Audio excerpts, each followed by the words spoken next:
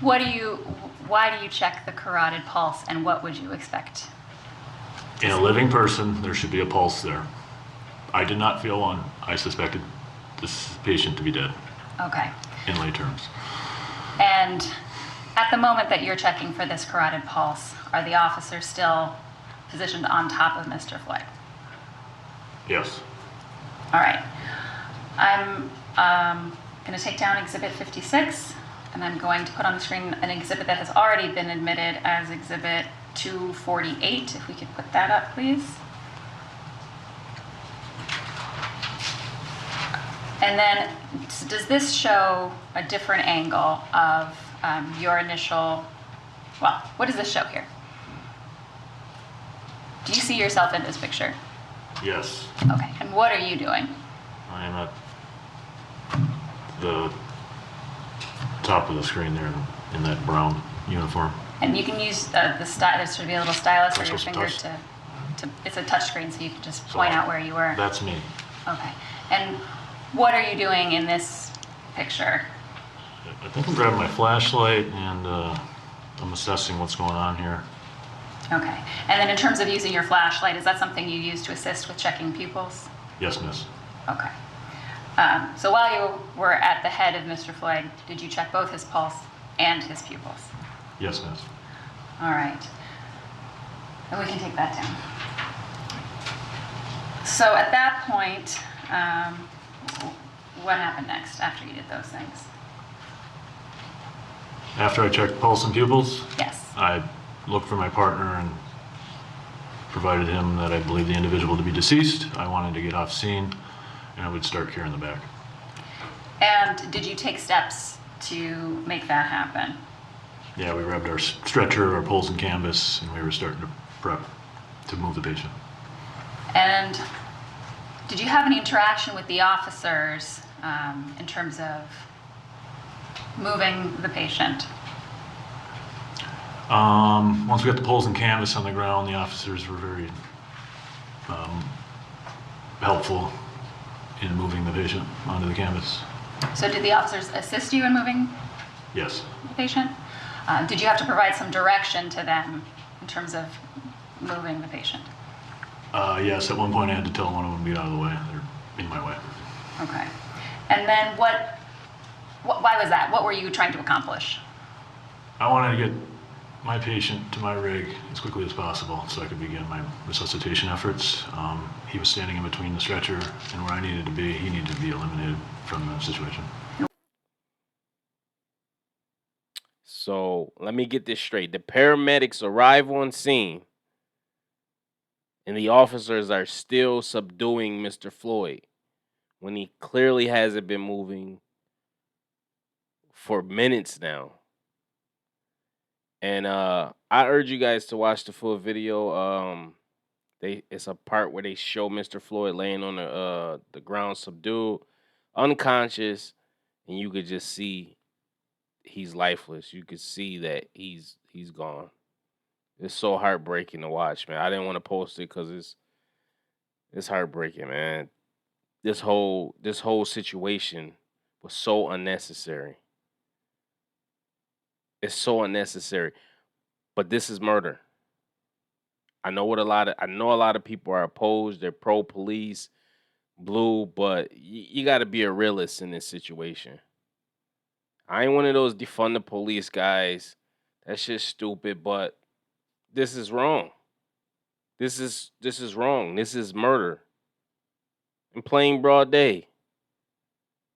You're getting testimony from everybody who say they regret even calling the police to the situation.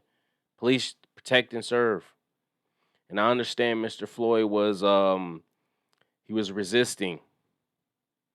He didn't want to get in the vehicle. He said he was claustrophobic. But once you got him to the ground and subdued him and he wasn't moving, there's no reason to be continuously subduing him. And then when the paramedics arrive, you're still subduing him. Don't even let the paramedics do their job. And they come over and clearly see what it is. And got to tell you, all right, yo, we got it from here. Like, why are you still on him? His life probably could have been saved if you guys would have started compressions. That's what he said.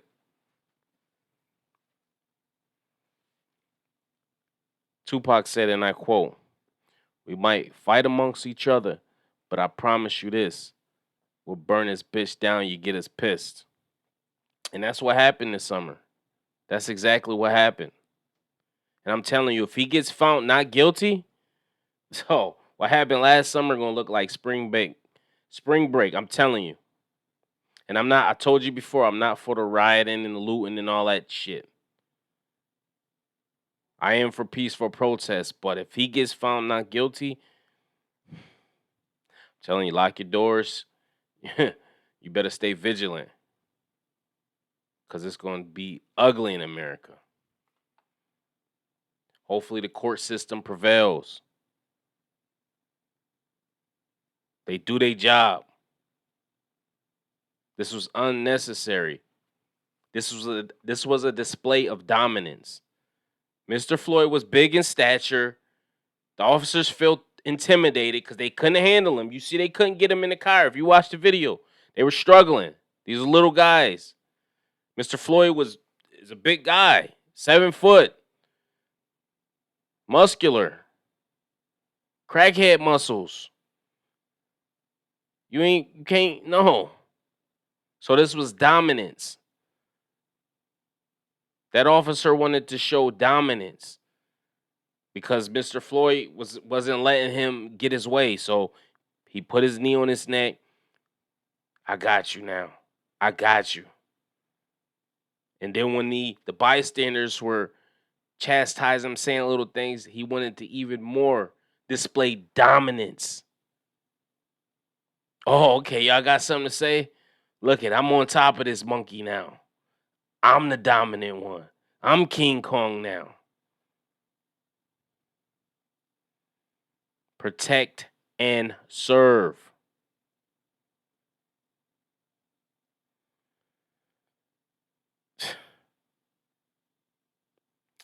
We got to do better. And we got to answer. He has to answer for this. I don't know. Let me know what you guys think. Post your comments below. Let's have a healthy discussion. And I know people that were on the opposing side who have now seen this trial and realize what people see, what minorities see, what black people see. This was unnecessary. You know, and I had to let an employee go last year because of this. He said something that to the effect of, oh, it sucks for the cop, the officer. This poor guy has to lose his job. And it took everything in my power to not just reach over and knock his teeth out his face. Because I'm a professional and I'm a businessman first. So I wouldn't do that. And he has the right to his opinion. But it infuriated me. But my other employees, I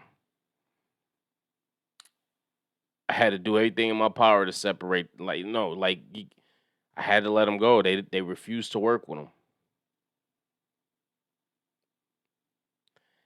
And I guess I'm not, like I said, I'm not one of those defund the police type guys. I think police are necessary. I think their job is very dangerous.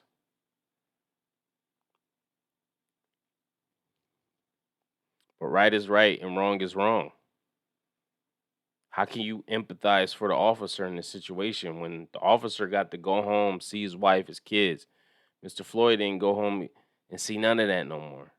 He went into a store to get his phone fixed and some cigarettes and came out and was killed by people that are supposed to protect and serve us. I don't know. Let me know what you guys think. Post your comments below. Make sure you like, subscribe, hit the notification bell. Even if you don't agree with my opinion, let's have a healthy discussion in the comments. Maybe you see it from a different angle. Listen, just be respectful. And I don't give a fuck what you say about me. I got thick skin, but YouTube will flag and remove your comments. If you say poop, you can say nincompoop, they will remove it. They are on some censorship bullshit. I don't know. I'll change the settings to allow all comments. They still censor and remove certain comments, you know. So, like I said, let's have a healthy discussion. We could agree to disagree in a respectful way. I'm the Black Abstract. Peace, love, and prosperity. Till next time. One.